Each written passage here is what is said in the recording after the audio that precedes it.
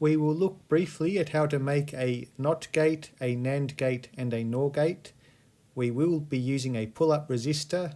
This is a bad idea in general. In a subsequent video we will explain why it's a bad idea and how to fix it, but when learning we can start with something simple. We've already seen how to build a NOT gate or an inverter. If we have our 5-volt supply line there, a pull-up resistor, our N-channel FET here and ground, and we call this the input A and this the output B, then we know that the voltage response curve is going to look, after our SPICE simulations, we know it's going to look something like this. But the key point is, when the input is close to 0, the output is close to the full supply voltage, which signifies a logic 1. So if the input A is a logic 0, meaning it's close to 0, the output B is going to be a logic 1, meaning it's close to the supply rail. Similarly, if the input A is a logic 1, that means it's close to the supply rail, and the output B is going to be close to 0, which corresponds to a logic 0. So this simple circuit here, with an appropriate pull-up resistor, and no value is ideal, but with a suitable pull-up resistor, this will function as an inverter.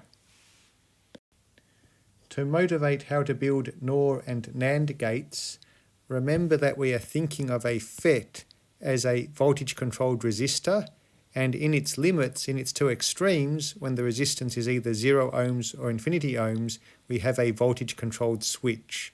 So we should, for digital systems, most of the time think of a FET as a digital switch. Depending on the input voltage, we can either turn the switch on or off. So what happens if I have two switches in series? The combined switch from here to here is going to be open unless both these switches are closed.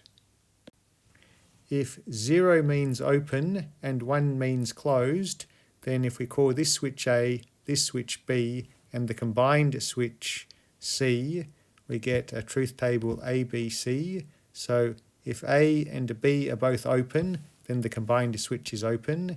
If A is open and B is shut, well, the combined circuit's still open. If A is shut and B is open, the combined circuit's still open, and only if both A and B are shut is the combined circuit going to be shut.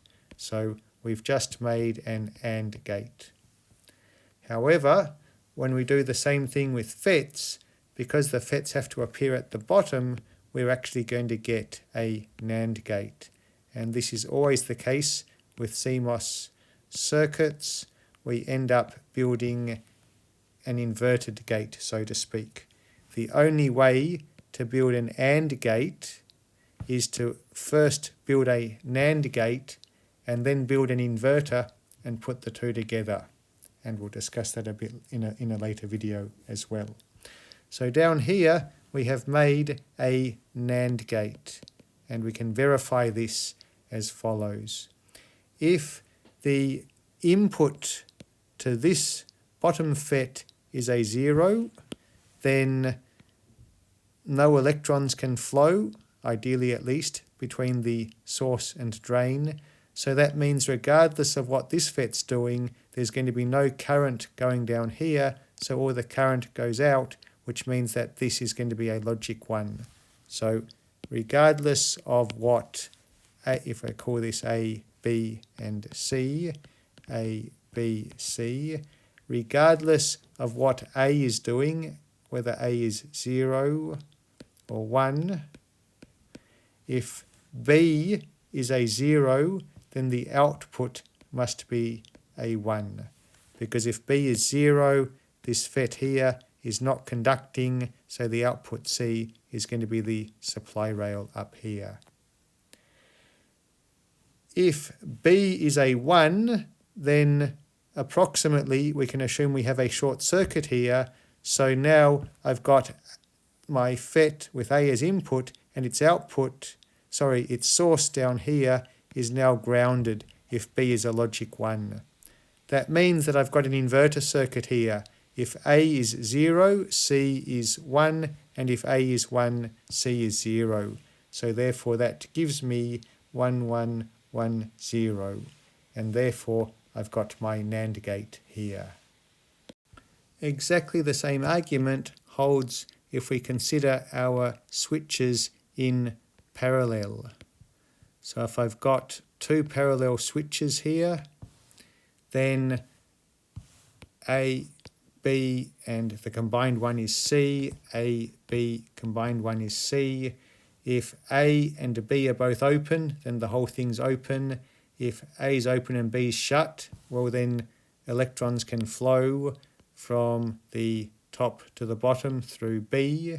So if A is open, B is shut, the whole thing's shut. If A is shut, B is open, the electrons can flow through switch A, so it's shut. And if both A and B are shut, then the whole thing's shut. And so we have here an OR gate. If we do the same thing with a FET though, it's going to become a NOR gate. So if I've got one FET here, going to ground, and I have another FET here. This is always a little bit tricky to draw. Going to ground with a second input here, A, B, the output C here. Then if we draw the truth table for this one, A, B, C, 0, 0, 0, 1, 1, 0, 1, 1. If A and B are both 0, then no electrons flow through here, so the output C is going to be a 1.